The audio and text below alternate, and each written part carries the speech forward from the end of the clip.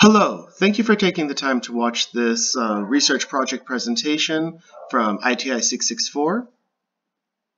We're going to begin with a brief introduction. My name is Scott Ness. I am a current physics teacher at Steel Canyon High School. This will be my second week as a teacher in that position. Prior to that, I grew up mostly in North County and graduated from Poway High in 2002 and finished with my Bachelor of Arts in English Literature and Writing from Cal State San Marcos in 2007. I've also studied linguistics and will have my master's conferred with distinction on my birthday this year. After finishing university, I knew I wanted to go into teaching, but I also had run out of both money and energy for a teaching program at that time. I compromised that situation with my desire to see the world and traveled to China to begin teaching. I only planned to stay for 1 year, maybe 2, but as you can see on the screen, it took quite a bit longer. The pictures here in the 3 corners are all from my 2013 to 2017 work experience, working with an English immersion program of Chinese students that had aspirations of landing in top 100 US universities. We introduced project-based learning, which you can see on the bottom right corner, and other than that, it was a pretty normal high school experience.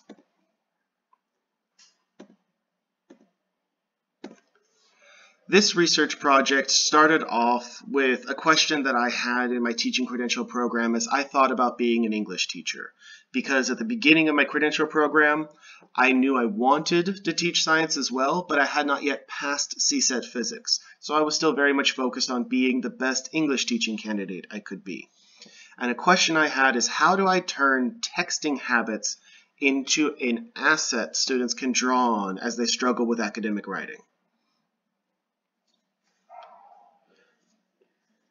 I ran into some trouble with this as I realized, or with this as a concept, as I talked to peers during my student teaching, and I found out that most of my colleagues had highly negative attitudes, both towards any explicit grammar instruction and to the acknowledgement of phones and texting behaviors in the classroom. However, when I modeled lessons to friends and family members, they noted a much higher interest in grammar than the below zero interest that they had when I first proposed it.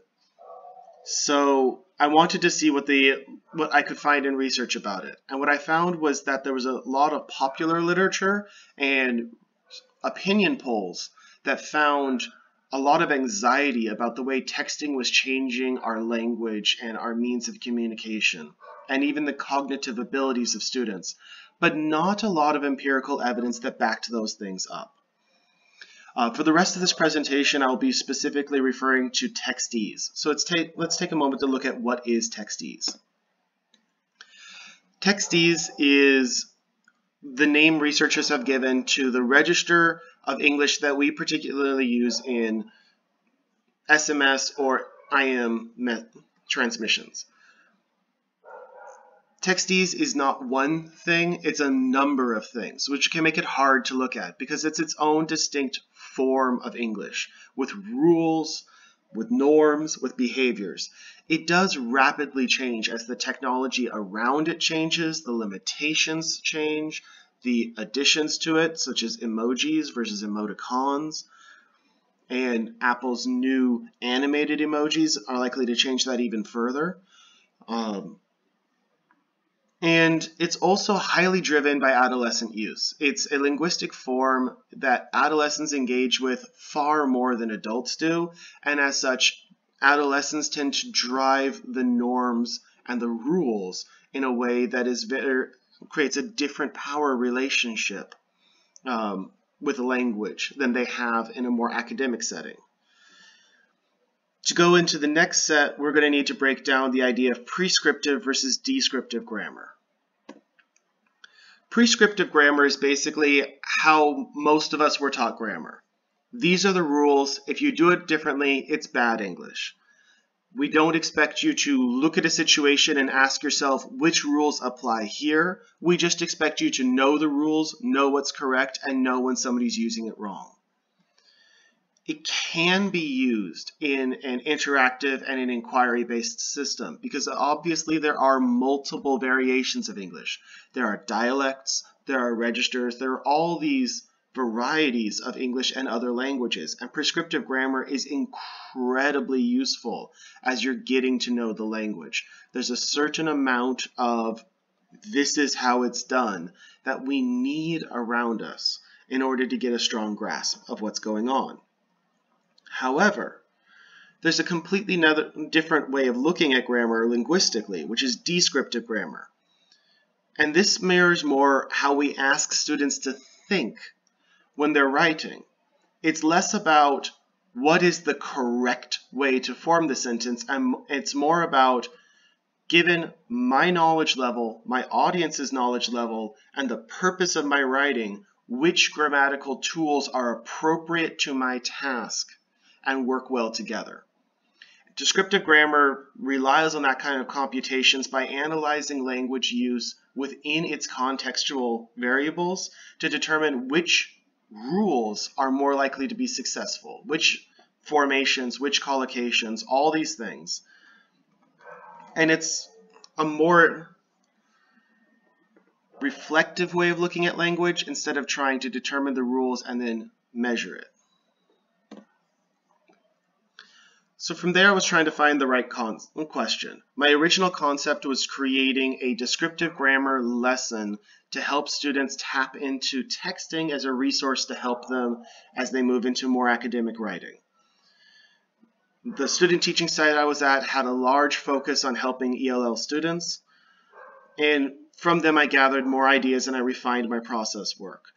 In my student teaching national university programs, there was an awful lot of work on having an asset mindset rather than focusing on achievement gap and opportunity gap. Look at what students can bring to the table. And then I further tried to align my ideas to the program, as my original ideas were more about helping all students, and then I expanded it to a focus on helping students that may or may not be unidentified standard English learners because their opportunity gap does not afford them an ability to interact with more academic forms of English on a regular basis. And then expanded it through more research into how could this help EL students who are at the point of bridging between BICS and KELP acquisition manage those steps a little bit easier and provide additional scaffolds. So with that in mind, the question that I did come to was, does the impact of textees on ELLs differ from the impact of students whose first language is English? The research shows that there is an impact that is generally positive, but it's a relatively small impact. Most students who text frequently don't show much measurable difference in their ability to produce academic writing.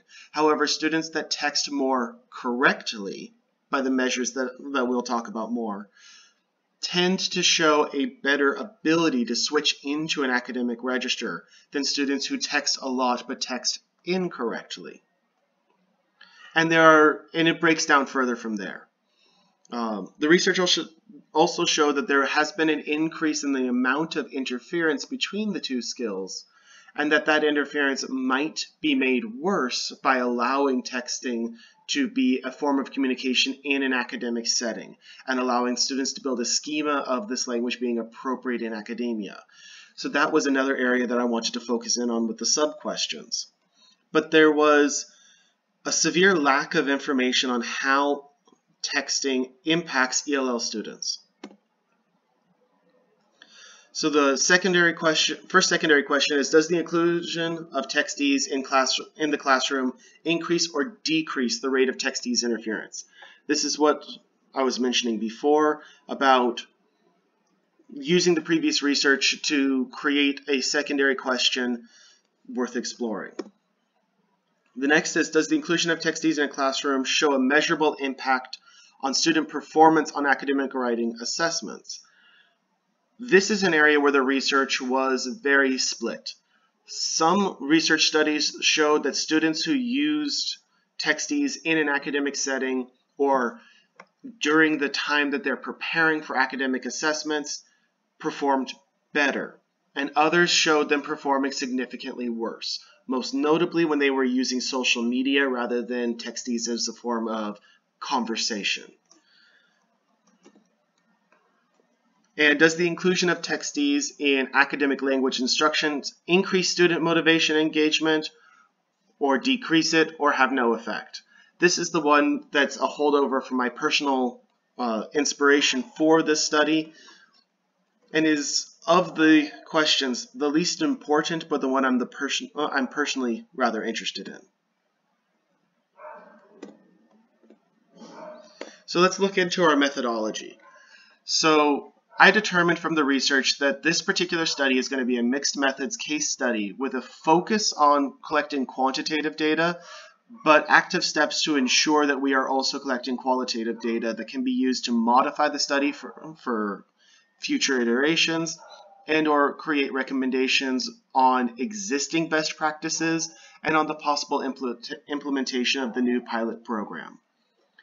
To help with this, I determined that this study would need to have a control group and a pilot group, because one of the factors that came up again and again in the research was that the method of instruction is a large variable that is very difficult to account for when analyzing information. And even things as simple as teacher attitudes towards the use of textism can sway what the impact of texties is on a student's academic writing. So maintaining the same structure, the same instructional environment, but splitting the curriculum groups so that a control group is using current best practices and the pilot group is testing a texties code switching scaffold for their academic writing so that those two can actually be more accurately measured. For pre-assessments, the idea here is that high school students are largely preparing for the CASP. And so using interim assessments for the CASP in a 10th grade classroom provides the students relevancy and also provides research that can be measured out and compared against a larger population in addition to the control and pilot groups. A corpus of texting data from the students would be collected. There will be more on that when we talk about the measures of it. And there will be motivational and feedback surveys to collect information. The post-assessments will mirror the pre-assessments exactly, using different iterations of the question lists, but the exact same test formation, so that this can be used to compare the level of growth between the two students and attempt to cancel out that effect so that we can measure more accurately the control group and pilot group's response to the differing curriculums. The first measure is the CASP interim assessment. It's an on-demand writing task that is standardized, it's multi-purpose, it's highly relevant to the students because they need to do it the following year, and it's being used in universities to account for English proficiencies and ensure that they do not have to repeat anything. And as noted before, it'll be used to track student growth. The Woodcock-Johnson third edition cognitive assessment is used in this particular proposal. Even though the fourth edition is out, the drone and driver study uses the third edition in order to assess the cognitive impact of specific textees behaviors. So the drone and driver study matches individual texting behaviors such as incorrect apostrophe use or omission of apostrophes, truncations of words, words changing into initialisms, and matches it to measures of whether or not these have shown positive or negative impacts. It's the only study that did so on a granular level, and that did it by collecting a corpus of student-created texting information to look at how students are using the texts themselves. That level of granularity is something that I wanted to replicate in this study. because I thought it would be very valuable for the larger research to break and for forming future iterations of the pilot curriculum to better focus in on which texting behaviors to emphasize versus de-emphasize.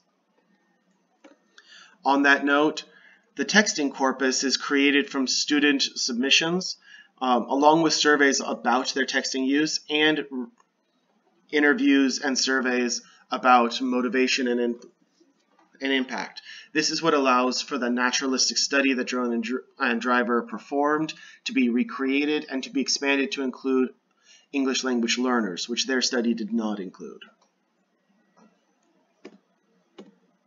So moving on to the rationale of the study.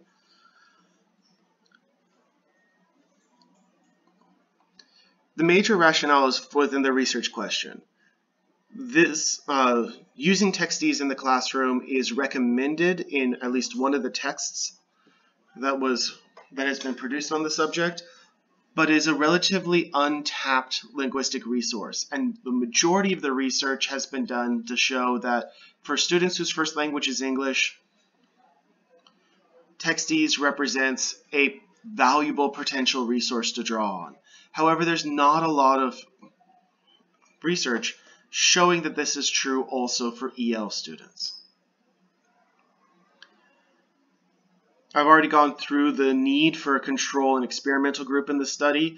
It's again to further examine that question of is the impact similar, but also to further dive into that, whether or not this scaffold is something that is more valuable to EL students than to first language students, or whether this is a resource that is valuable to first language students but serves to create interference for EL students. So by breaking those control groups and allowing for more granular examination of the data, this study will be able to provide a great deal to the existing research.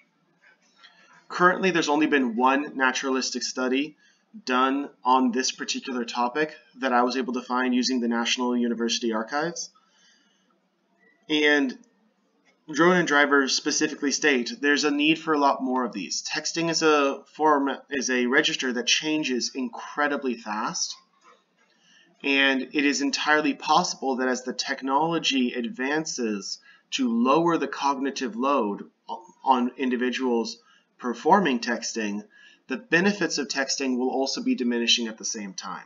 As an example of this, early studies found that texting increased users' spelling because they were very frequently interacting with the word and were spelling it more frequently, and they would learn to recognize when they had made mistakes.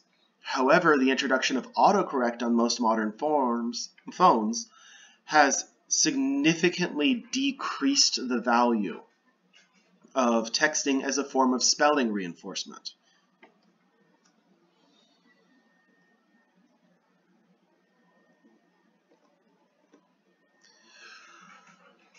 The major resources I used for creating this project were my own previous knowledge and experience, in particular that I had gained at the University of Nottingham's Ningbo campus as I studied linguistics, and also extensive research in the online linked library from National University. I did not take advantage of critical friends, largely because between my interviewing over the summer and the work I was doing preparing to start as a new teacher, I didn't keep the timeline that I wanted to keep in order to be able to make use of those. However, I very carefully went through professor feedback and used that to refine my work at every step.